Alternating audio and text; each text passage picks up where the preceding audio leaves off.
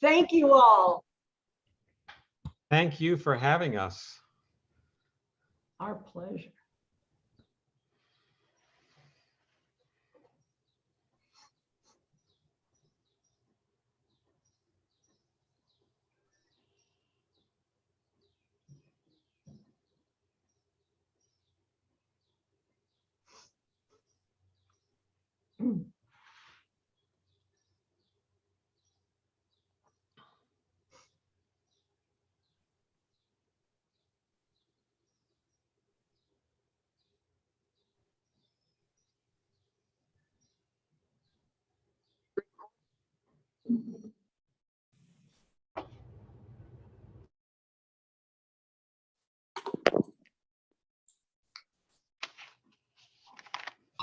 All my people that go say I know about that.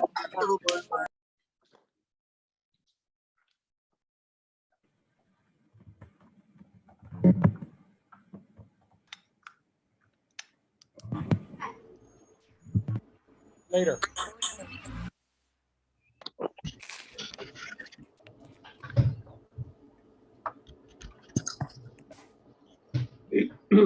Yeah.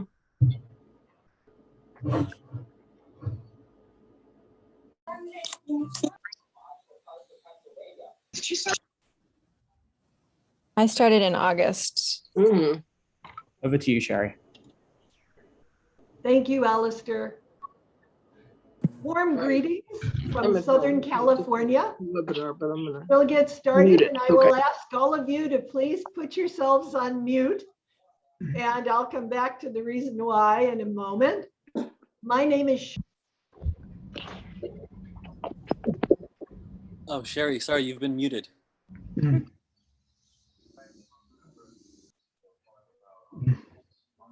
and I will just start over. Warm greetings from Southern California. My name is Sherry Mueller, and it's my privilege to serve as the president of the Public Diplomacy Council.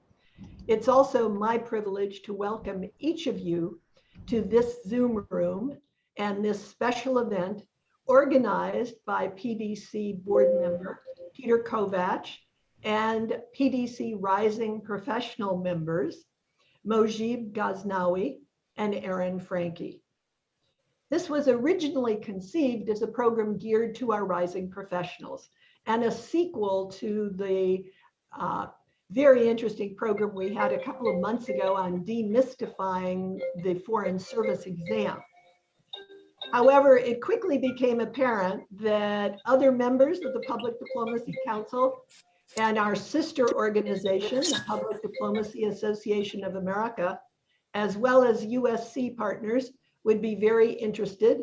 And this, so we opened it to all of our colleagues.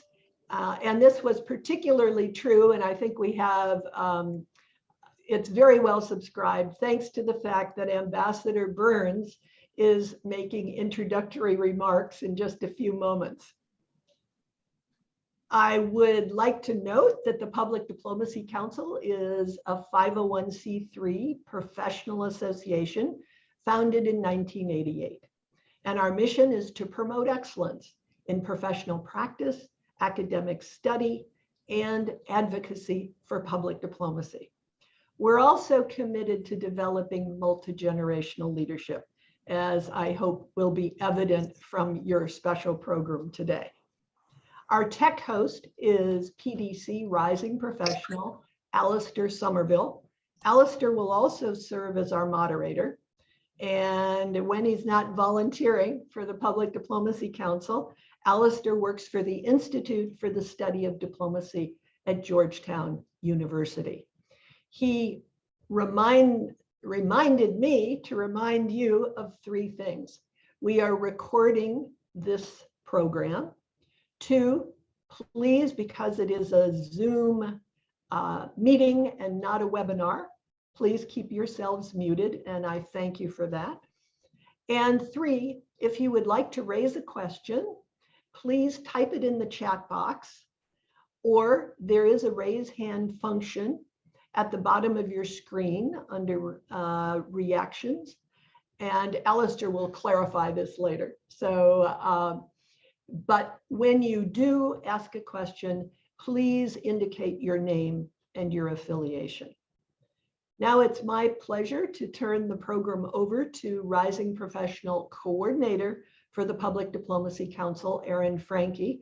Aaron also serves on our board. And when he isn't volunteering for the Public Diplomacy Council, Aaron is a Presidential Management Fellow at the Office of International Trade of the Small Business Administration. Aaron, the mic is yours. Thank you all. Thank you, and welcome to everybody on the call today, regardless of where you are in the world. I think we're all excited for today's remarks, though I want to steal 30 seconds at the beginning to just discuss our Rising Professionals category of the Public Diplomacy Council. If you are 35 and under and seeking a career in public diplomacy or already involved in public diplomacy, we would certainly be interested in potentially having you join our organization.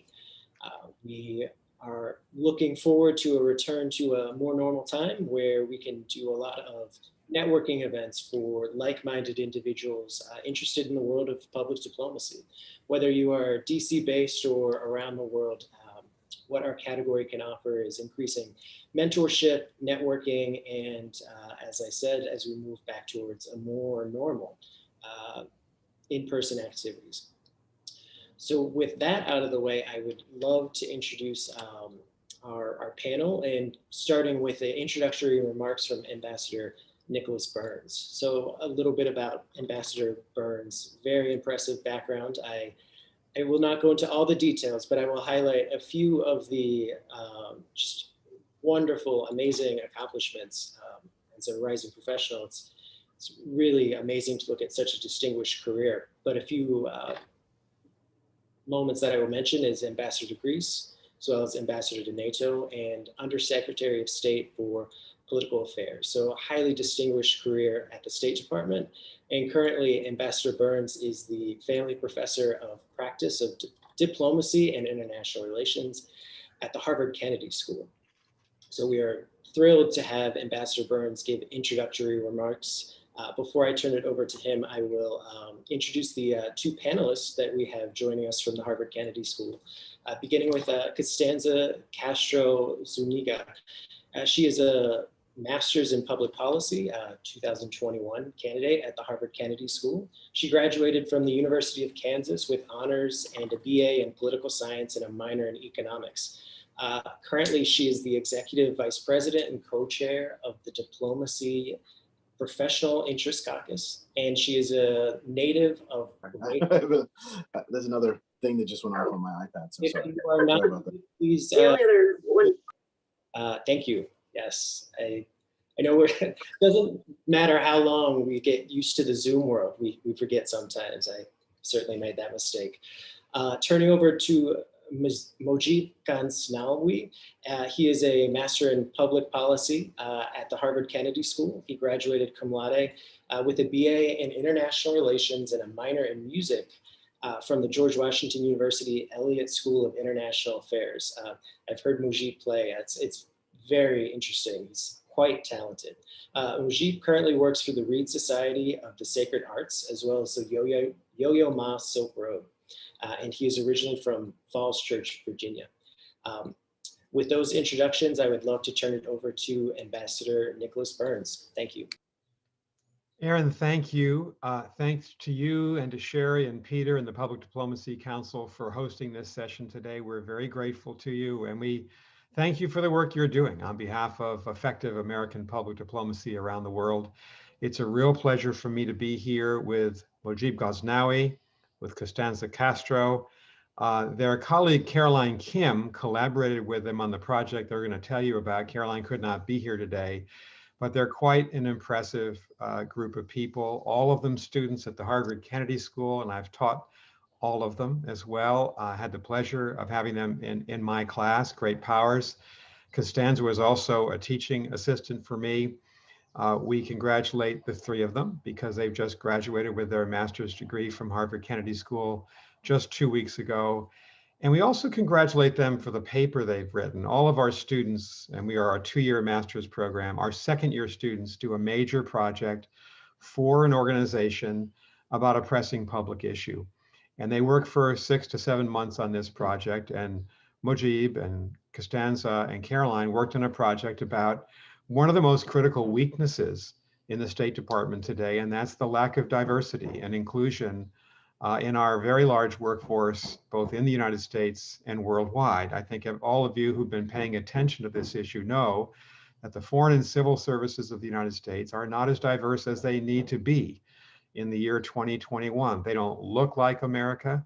They don't represent America as it should be represented in the glory of our diversity, which of course is one of our distinguishing and strong features as a global power. A lot of attention has been paid to the issue of recruiting the right group of people to make this a more diverse and inclusive foreign and civil service. And that is obviously a critical issue. Less attention has been paid to the issue of can you actually retain people once you've recruited them? And the State Department has made a major effort in the since Colin Powell and Condoleezza Rice, Hillary Clinton, John Kerry, Rex Tillerson, Mike Pompeo have been secretaries of state.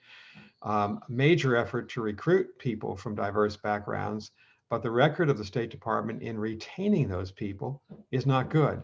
And that was the major project focus of Constanza and Mojib and Caroline. I had the great pleasure to serve as their faculty advisor. All that means is they did all the work. They deserve all the credit for this. And I just tried to ask questions from time to time and to support them. But I was very impressed by this study. Not only is it beautifully framed, analytically framed, but they also conducted a survey, a poll of 2,800 foreign service officers about these issues of diversity and inclusion and retention. And they were, I think, through that poll, able to get at some of the major weaknesses right now in the system. This is an important report for many reasons. They'll tell you about it. We're proud of the 3 of them, not just for graduating from the Kennedy School, they're all going into the Foreign Service, and quite quickly in the next month or 2. And so we're proud of them. We hope that each of them will make a difference. I have confidence they will, as Foreign Service officers, to make our country stronger. And I must say, just as someone who's been watching this issue very closely, and I testified to a House subcommittee on the issue of diversity and inclusion in March, I strongly believe that the Biden administration is making an historic effort right now to turn this situation around for the better. We've never had an administration make such a major open commitment to the issue of diversity and inclusion. As you know, Secretary Tony Blinken has appointed the first ever Chief Diversity Officer of the State Department, my friend and former colleague, Ambassador Gina Abercrombie Wynne-Stanley. We hosted her at World Boston last week when she talked about these issues, Mojib and Constanza, and she talked about this issue of diversity. So I think the Secretary of State, Ambassador Abercrombie Wynne-Stanley, and the senior leadership at the State Department, including Deputy Secretary Wendy Sherman and Undersecretary of State Victoria Nuland, along with our Ambassador of the United Nations, Ambassador Linda Thomas Greenfield, all of them have a track record of genuine commitment, I would say even passion, for this issue of changing the Foreign Service, and we have to do it.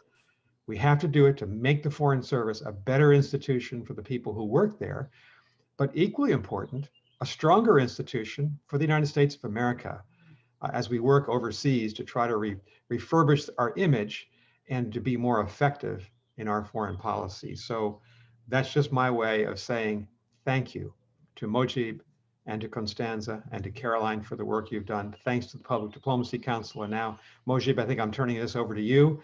I know this is a virtual background, but you're looking pretty official today with the that's the C Street lobby at the State Department, a place that I know well. Those are the flags of the countries with which the United States has diplomatic relations. Proud to be here with both of you. And again, Aaron, Sherry, Peter, thank you for giving us your platform. Mojib, over to you.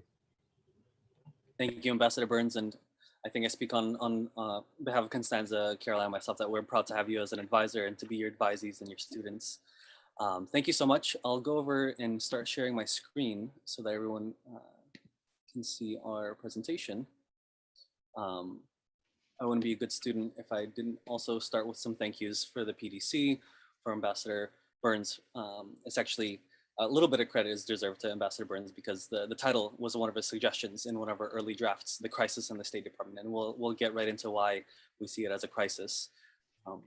But Alistair, please, if you could do us a favor and keep an eye on the chat if there are any clarifying questions or any acronyms that we kind of whizzed by, to be sure to flag us so that we don't leave people lost.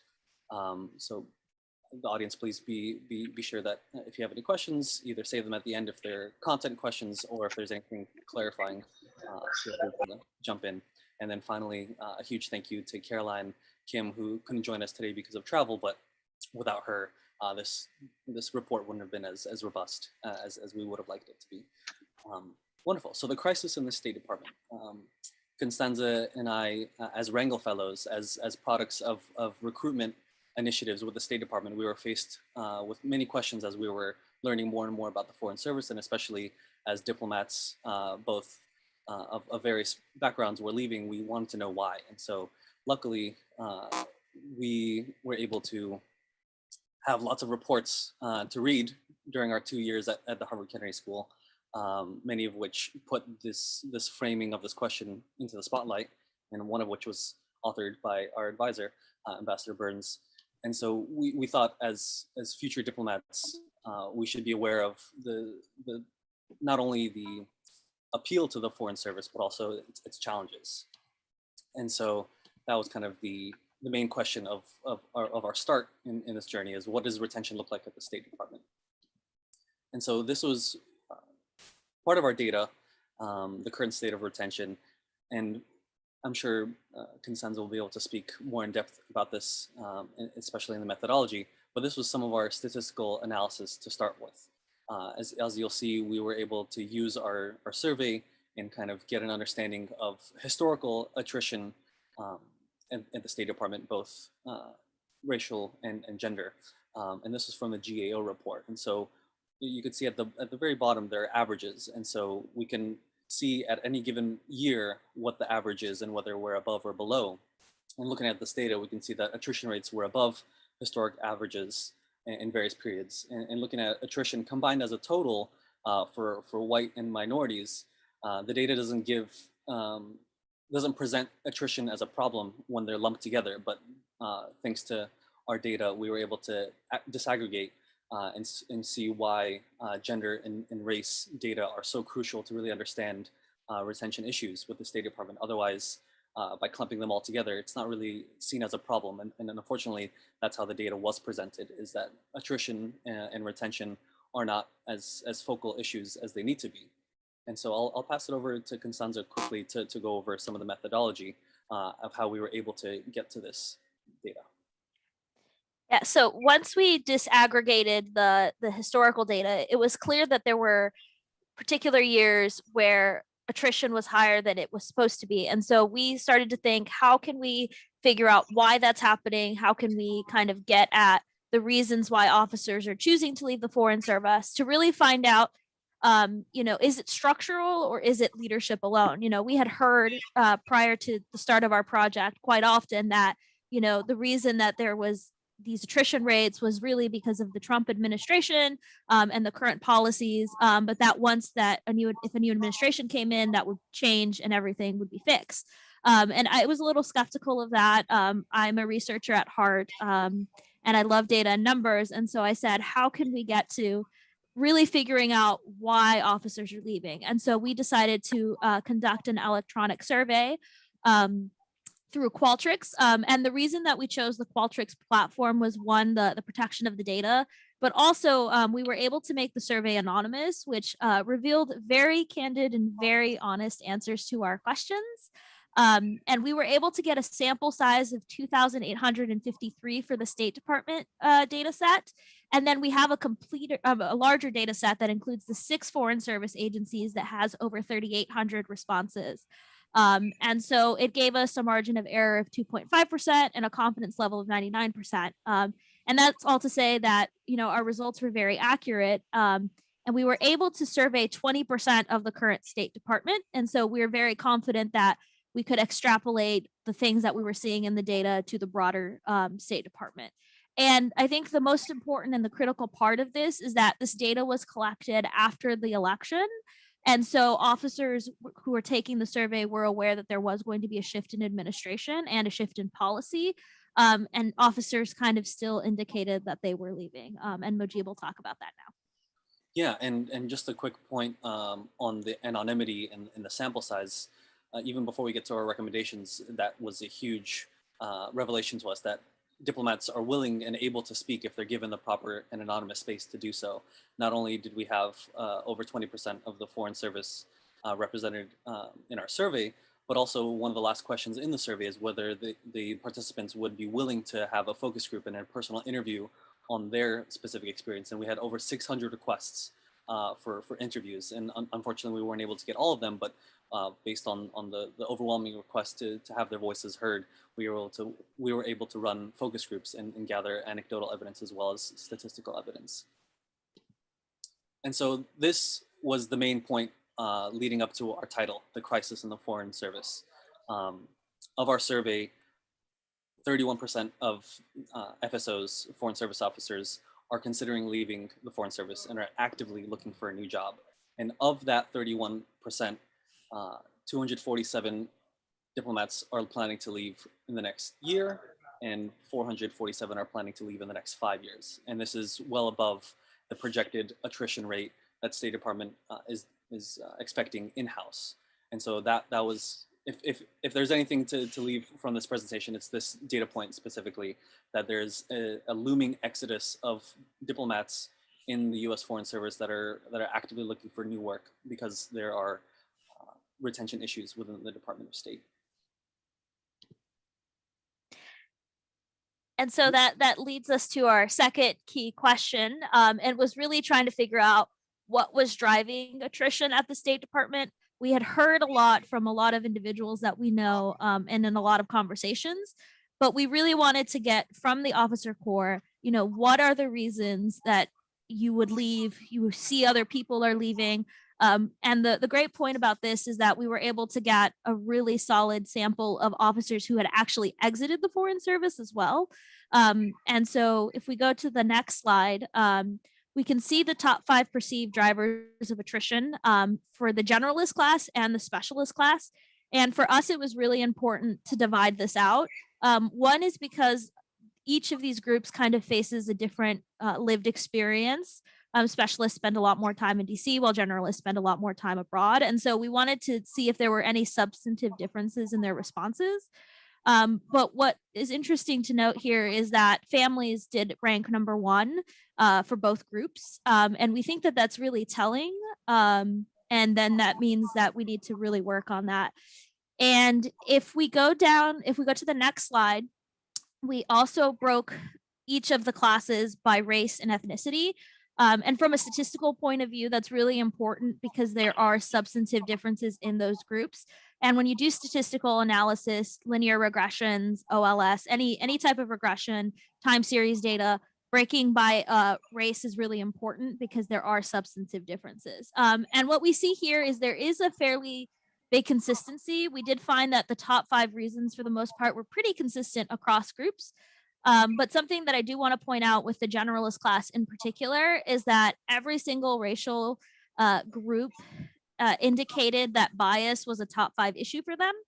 And the generalists were given a list of 11 options, including one that they could write in anything that we had maybe missed. And so for us, it was really telling that issues of bias, discrimination, and harassment were things that officers felt very strongly about. And then, aggregating it by race, we saw that, Black officers and Hispanic officers and other minority officers ranked it higher as well within that top 5 rank. And so that gave us a lot of insight into dynamics happening within the department and really calculated into questions we asked in the focus groups and then also how we determined our recommendations. And if we go to the next slide, we have that same breakdown for specialists. And this is where aggregating by different types of officers became really clear and important because the specialist categories, their top 5 was a little bit different. And that also has to do with the differences of experience. And so looking at this, you know, bias ranked pretty high, but promotions also made the top 1 versus families for the generalist group. And so overall, looking at those differences is really critical. And if we go to the next slide, you know, as I mentioned, bias ranked in everyone's top 5. So for us, that was a little alarm bell that said, this is a really substantive problem that we need to be addressing. And having an idea of preferences also tells us that when we're making recommendations and we're thinking of implementing changes, how are they going to affect different groups of officers, right? And one of our criterion for our recommendations was that we did not want to make a recommendation for something that was going to benefit one group of officers at the expense of another group of officers, because we feel it's very important that any changes that are made need to structurally help everyone, and not, you know, affect particular groups. And then for the specialists, there was more variation. They had additional drivers like compensation, leadership, and feelings that generalists were treated better. We gave the specialists some of the same options, but we added a few more just to account for that kind of difference. But in addressing retention, the real critical thing that we came to was that the State Department must be intentional on how it targets initiatives to different classes of officers. And in the question session, I can answer questions about different cuts of the data. We had over 40 variables. So you can cut this data by GS levels, you can cut it by education. There's lots of different cuts of the data that we can do. So if we go to the next slide. And then we also asked officers what they think the State Department's priorities should be in regards to retention. And these answers were consistent with the responses that they gave on the questions regarding reasons for leaving. One was a fairer assignments process, families, accelerating rates of promotions. And so these were kind of the factors, and these were the responses that we took into account as we thought about recommendations and what the State Department should be doing to make it better. I'm gonna go to the, then I'll hand it off to Mojib for this. Sure. And then this last question in our report, how can the State Department better retain a talented and representative diplomatic corps? We were working directly with our clients, which is the American Foreign Service Association, also known as AFSA, the de facto labor union for diplomats charged with promoting interests for the diplomatic corps. And before we got into the recommendations, we also wanted to run a survey review and a literature review of what other models of retention look like. So we looked at the Department of Defense as well as the equivalent of the State Department in Canada. And from the Department of Defense, we saw that they were able to quickly enact and with efficacy and speed certain issues that we hope the State Department is able to emulate. One of those was in June of 2020, then Secretary of Defense Mark Esper directed wide-ranging initiatives to promote morale, cohesion, and force readiness. And of the 20 recommendations that the Board on Diversity and Inclusion at the Department of Defense came up with, 2 of them had to do with specific to retention. And that was to promote structural diversity, total force integration, and overall retention, as well as Defense Advisory Committee on Women in the Service, and to expand and focus on the explanation of the gender gap. As of October, so a few months after the board was formed, 3 months after the board was issued these recommendations, the Department of Defense was able to implement all of the recommendations. And so we hope that the State Department can emulate that speed, as well as the Department of Defense ran a defense organizational climate survey. So to be more proactive rather than reactive for issues that are negatively affecting their officer corps, we hope that the State Department can also enact a similar review and survey. We also looked at the Global Affairs Canada, and we hope that the State Department can not only act through internal policy and review, but also through messaging to its general officer corps, specifically with LGBTQ rights and the rights of minorities and indigenous staff. for example, the Indigenous staff in the Global Affairs Canada, one data point that we found from a study was that 37% of accommodation measures were not met within the Global Affairs Canada organization, and that leads to Indigenous staff not being able to bring their full authentic selves to work. And to mitigate that, the Canadian government came up with various employment equity acts and ethics code for the public sector to protect minorities. And furthermore, the LGBT plus staff within the Canadian government introduced legislation in Canadian human rights and policies like the values and ethics code for the public sector to really champion the rights of their diverse staff. And I'm sure that Constanza can speak a little bit more on those implications for the U.S. Department of State. Yeah, so to add here, I'm seeing a lot in the chat about open data, and that definitely was one of our challenges across our research. So I originally looked at the GAO report and requested data from the GAO, who then told me that I had to get it from state. When I asked state, there was a lot of bouncing around. And so that was part of the reason we ended up with an original data set, was because there was just a lot of bouncing. But something that we found that I think is really fascinating, one in the GAO analysis, was that they really weren't able to do robust analysis on issues of disability because of litigation issues at the State Department currently. And then another point where I thought that there definitely needs to be future work done, and I actually wrote a piece for the Harvard LGBTQ Journal on this, is that the State Department, the GAO in their analysis of the State Department data was asked the State Department why they did not have data on LGBTQ officers. And the reason that the State Department gave for that, and the rationale that they spoke in that report, was that because it's not a federal requirement to track LGBTQ personnel, they do not do so.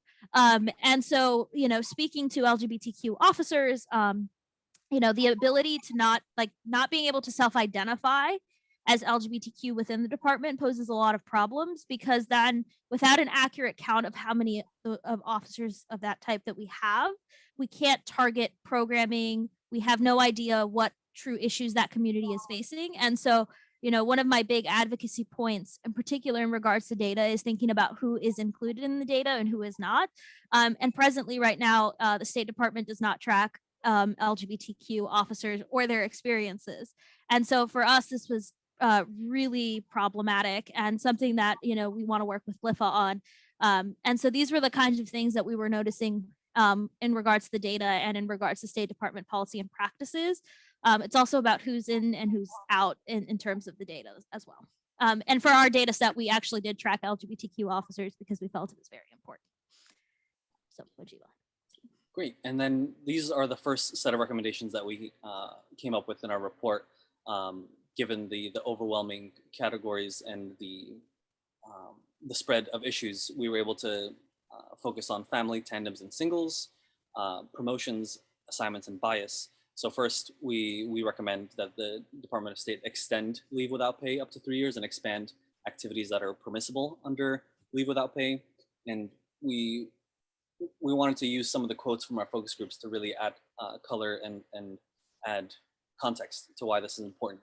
And one focus group participant said, quote, "If you look at all these reports that have come out on changing or improving the Foreign Service, they all talk about skills that we lack as a service in general, whether it's economic, tradecraft, digital, or climate, all these emerging issues that are out there, and we just don't have that expertise. But to do that, to really get that expertise, maybe that involves going to the private sector for a couple of years." And so we see that in other industries, both public and private sector, when employees leave and are able to have a diverse work experience, they often do come back with a better perspective, and that can only make our Foreign Service more prepared. Next, we wanted to recommend that the department update its policy on remote work arrangements, as well as domestically employed telework overseas. As it stands now, DITO, domestically employed telework overseas, is a short-term fix. And given the past year and a half and the robust ability for the State Department to transition to telework options, we really hope that FSOs, specifically tandem couples, are able to take advantage of this blended work environment. And another quote from our focus group for this second recommendation says, quote, "I believe the single most detrimental factor for the advancement of women in the Foreign Service is the employment issue for our spouses. Most of us tend to marry professionals who are less interested in a stay-at-home spousal role. The department was created for a different sort of family." So I think that quote really captures why family was tied for both generalists and specialists as the number one issues for retention, is that the Foreign Service and how it's legislated, it was built for a different type of family than we are seeing today in 2021. And so we hope that moving forward, the department is able to add more flexibility through LWOP and through telework. And we were really actually happy to finally see in December 2020 that the Department of State finally received its first ever federal parental leave policy. Although it was just 12 weeks, it's better than nothing, as many FSOs had to either take time off their career to take care of their families, or oftentimes choose their career over their families. And so we really hope that moving forward, there's more flexibility on these issues. And I'll pass it over to Constanza for the assignments. Yeah. So on assignments, we also had two recommendations. The first was to implement a centralized preference matching system to streamline, standardize, increase transparency in the assignments process. One of my favorite quotes that came out of our focus groups was that the assignments process is the wild, wild west. And as we talked to officers, it was very clear that there was just not a lot of transparency or clarity about the processes behind how assignments happen. And so our recommendation, particularly with the streamlined preference matching system, is to mimic very similar the matching for how medical schools match individuals to their programs. And they use an algorithm system. And so right now there is a pilot that they are going to be testing out with this, but using algorithms to then input things that the bureau or the particular manager wants from an employee at that post. And likewise, you as a bidder can implement your preferences, whether that be, related to family and the clearances that your EFMs have and things of that nature. And so, by testing this, we can see if it's going to be better outcomes. And really the point of this would be to increase transparency, because it would be very clear how the matching happened and where you ended up, which was a lot of what we were hearing, that there wasn't clarity about how assignments were happening, what went into the assignments. And this would really just take the process that we already have and just provide very clear guidelines while still allowing, the informal kind of handshakes to occur, similar to the med school process with the interviews. And so that is something that is in the works to run a pilot to see how effective it can be. And then the second thing was to ensure maximum transparency and fairness in the assignments preclusion process. This is something as incoming Foreign Service officers that Mojib and I became very aware of very quickly. I'm a dual citizen from Chile. Mojib is also was a dual citizen. And we were just surprised by how inconsistent it seemed that assignment preclusions were happening within our own group. And then we also saw the pieces by Asian American officers about their preclusions they are currently facing. And so really just ensuring that there is a, explicit rationale that is being applied the same across different groups of people to ensure that there is transparency and fairness in those processes. That's right. Constanza quickly mentioned that I was a dual citizen. I actually voluntarily gave up my Russian citizenship. My mother is from Russia, yet I was still precluded from utilizing my native fluency and my cultural heritage to promote U.S. interests in Russia. And so I still don't know why. So this is something that was very important to me in this part of the recommendations. And some of these recommendations, there are a multi-year process and a very iterative process, one of which includes our recommendation on promotion, work towards a fair and more transparent EER system, employment evaluation review, and promotions. We saw that promotions was an overwhelming retention issue. And so I wanted to quote some of the focus group participants, quote, "Getting passed for promotions was horribly demoralizing because the only explanation we got was a non-explanation.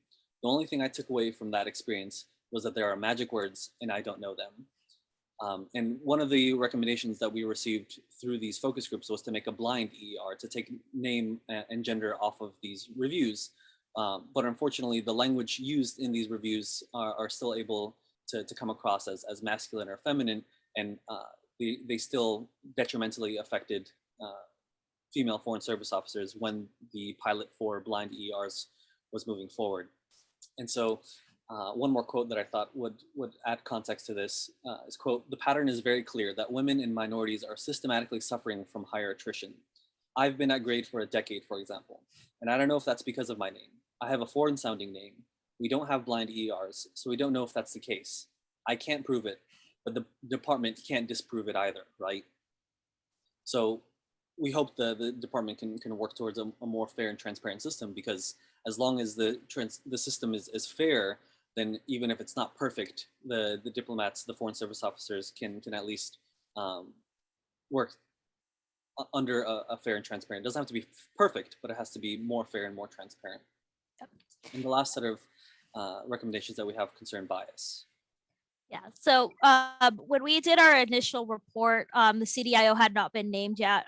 Obviously, we know that that's Ambassador Gina Winstanley, and I think she's on the call. But one of our key recommendations here was enabling and empowering her and her office with the necessary resources to address issues of diversity and inclusion. It's clear from my work. So prior to coming to Harvard, I spent my time doing diversity and equity work at higher ed institutions, and I know how difficult that work can be. And so it's really important to ensure that the chief diversity officer has all of the resources, both money and personnel, that they need to be able to achieve their goals, and how those goals fit into a broader strategy, as well as line authority and direct reporting. And so really making sure that we have a vision for the position, how it's going to fit in the structure, and empowering that position with the needed personnel it's going to need to handle these really big structural issues that we saw through our focus groups and through the data. The other thing that we also added as a recommendation here after doing our survey was that the State Department should consider an annual State Department organizational climate survey. I do know and am aware that OPM has their employee viewpoint survey. However, the issue with the employment viewpoint survey is, first, it is very long. Anybody who has sat through the survey knows it is a lot of questions. And it is fairly generic. It is not necessarily as specific as a survey would need to be to get to the proper issues. And so our recommendation would be that the State Department conduct its own survey, climate survey each year, and allow that survey to be anonymous, because as we mentioned before, we learned very quickly that when you allow anonymous responses, people are going to be a lot more candid, a lot more honest, and you're really going to get the true results. Additionally, by having an organizational climate survey done each year, at the minimum, I would actually advocate each quarter. You can see problems as they're happening rather than responding to them after the fact. And so it allows you to be much more proactive in addressing attrition and retaining officers. And then lastly, one of the most surprising data points for me was over 70% of officers, when presented with a list of bureau-led initiatives and affinity groups, could not and did not click on a single one as a participant of one or as one that they were a part of.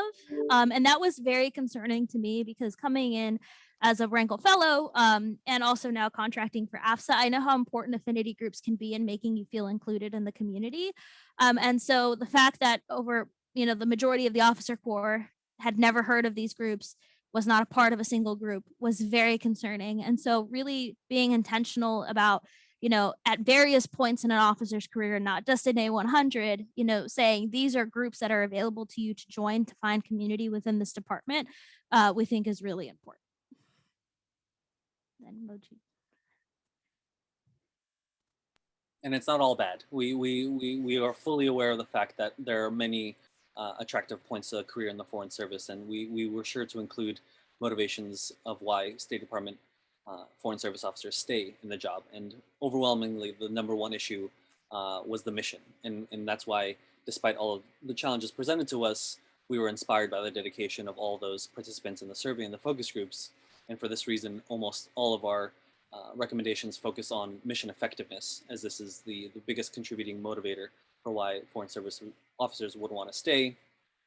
And like I said, it's impossible to design the perfect system, but the department can strive to create a foreign service that feels fair and equitable and inclusive.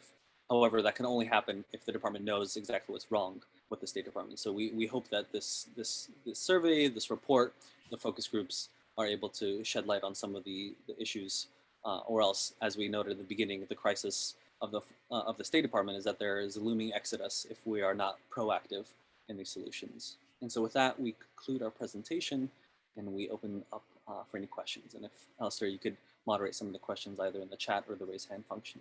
Thank you. Yeah, absolutely. And thank you so much for the presentation. Incredibly thorough, the data you presented, incredibly compelling. There were 3 questions in the chat related to the data. So I know you addressed some data related questions as you went along, but I wanted to highlight those first of all.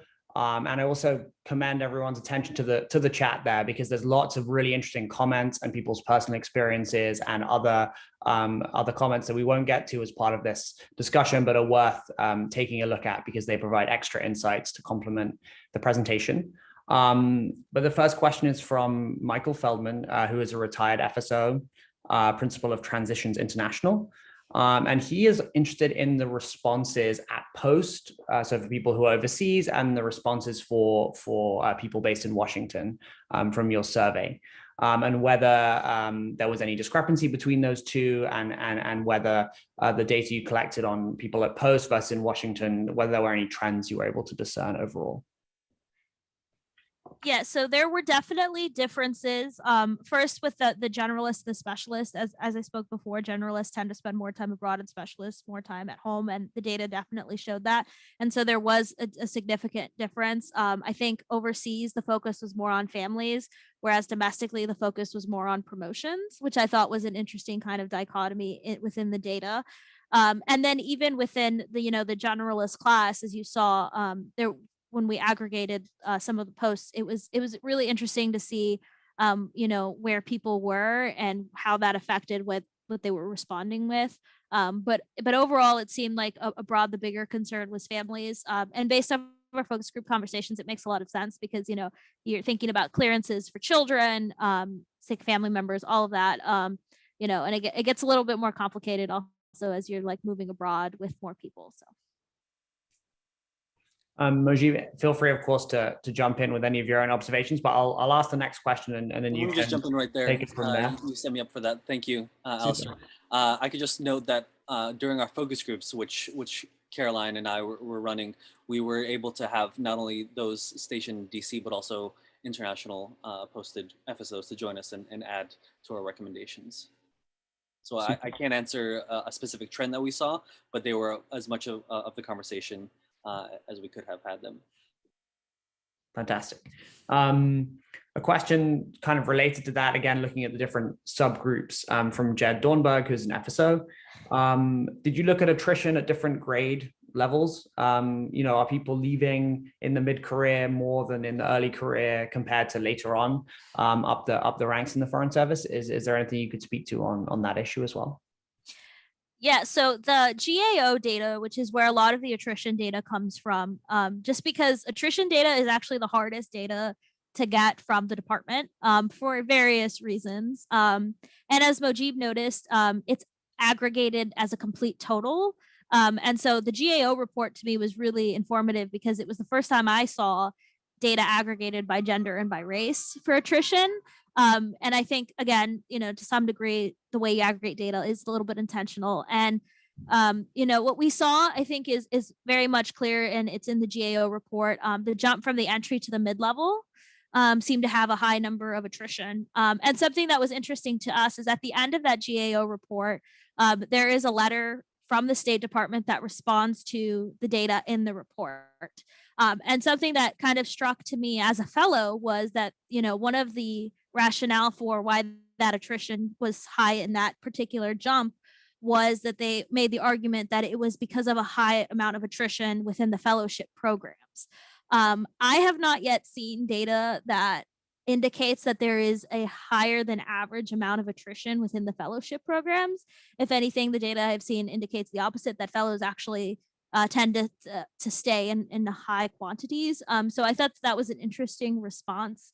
And I definitely think that is like the data that if I were asked, what is the one data set that I would love to see, be open, is the attrition data, because it is really difficult to get. And, even the GAO, when I spoke to them, had a tough time with that. Mojib? Yeah, just kind of reminding that this was a 6 months, 7 month study as part of a academic program. So we weren't able to submit FOIA requests or have the blessing of time on our hands. So unfortunately, some of the data sets were hidden behind walls that we couldn't actually access. So that's, again, Constanza mentioned why we were able to come up with such a robust data set, because we made it ourselves. And a huge thank you to the American Foreign Services Association for distributing that survey. And that's largely, if not entirely, why we had such a great response rate. Yeah, I think there's so many areas for potential follow-on research. You'll have to recruit a new group of students from the class of 2022 to pick up on some of those threads. Really good question from Kim Wright King, also in the chat. She's also a Foreign Service Officer, Consular Officer, and asking about the cultural and generational dimension, specifically with regards to family in the responses that you collected. Is there anything you could speak to provide some even more nuance on that topic as well?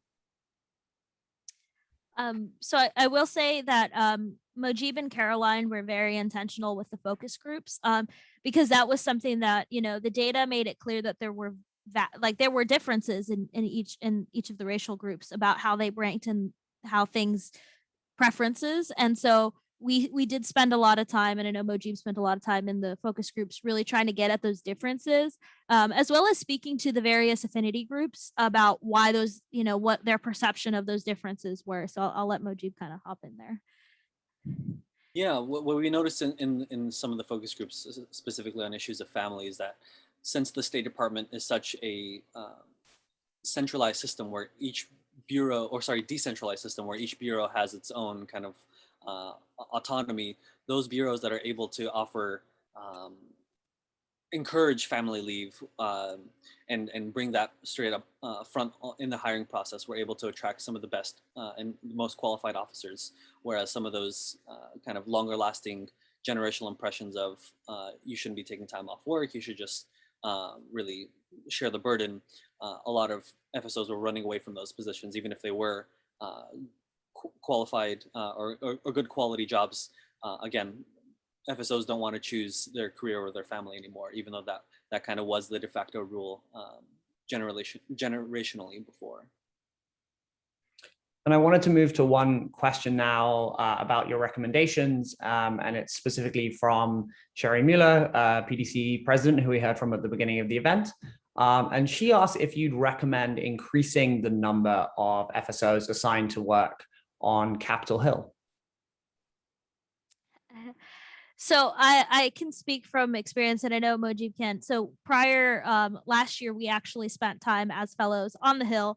And I actually worked for chairman of the House Oversight Committee, Elijah Cummings, in his last term in office. And I can definitely say that, yes, we definitely need more FSOs on the Hill. I was in the Rayburn building, which actually has a office on the 3rd floor that is a State Department, adjacent office. And I was surprised by how often I spoke to other members of our committee who had no idea that they could just walk up a floor and go talk to somebody about, an issue that was pertinent to whatever we were talking about in committee. And so to me, it was very surprising. And as a fellow, I got a ton of questions, and when we did authorizations for the State Department and the foreign operations budget, I was like the person that they were asking all these questions to. And so I do think it would be a benefit. I would love to see more Pearson Fellows on the Hill as well, because I do think that they are an asset to the Congress people they are working for. And they tend to be very bright, very smart, and they're just a great resource, not just for their own congressperson, but anybody they work with on committee as well.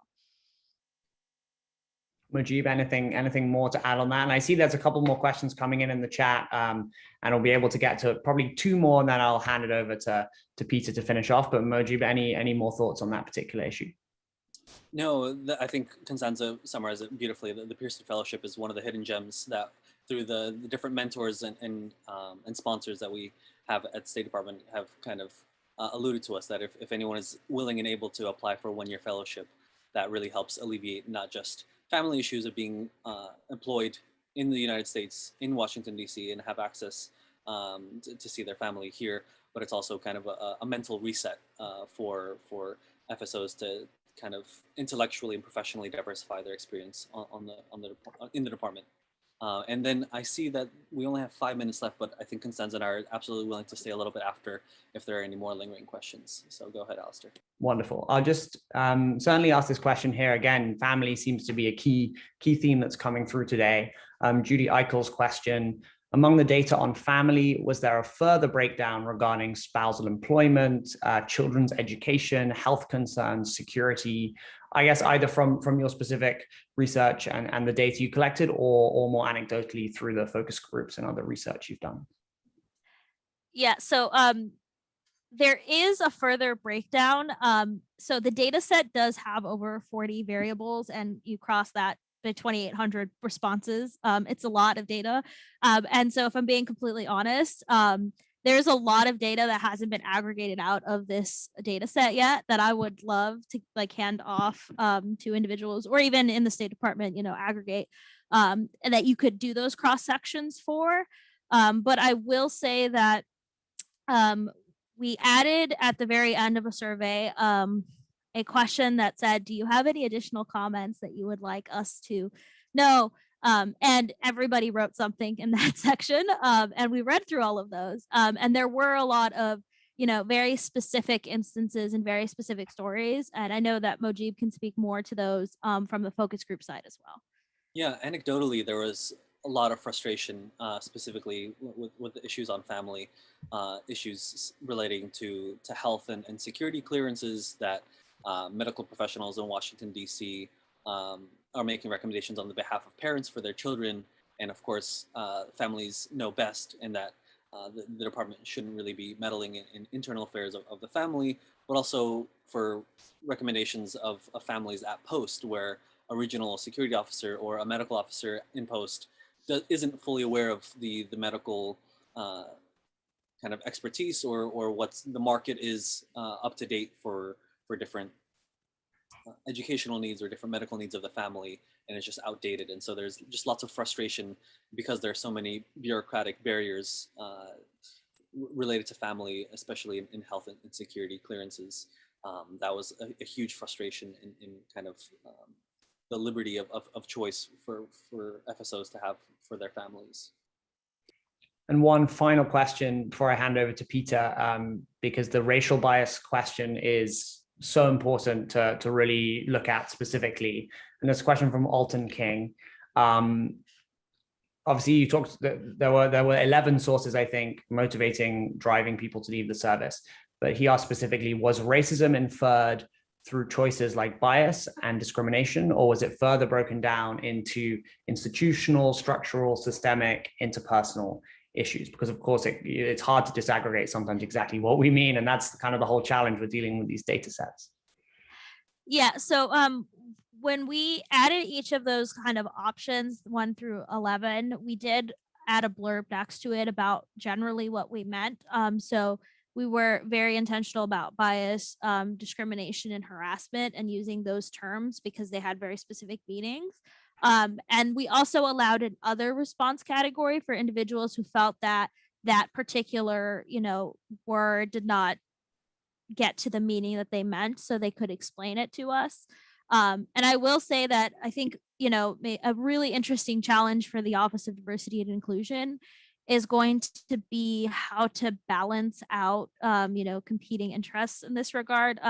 So I'm going to be very frank. We read through all of the comments, and there were, individuals who felt very strongly that as, Caucasian individuals, they were being discriminated against, and felt that diversity initiatives were actually going to be harmful to them.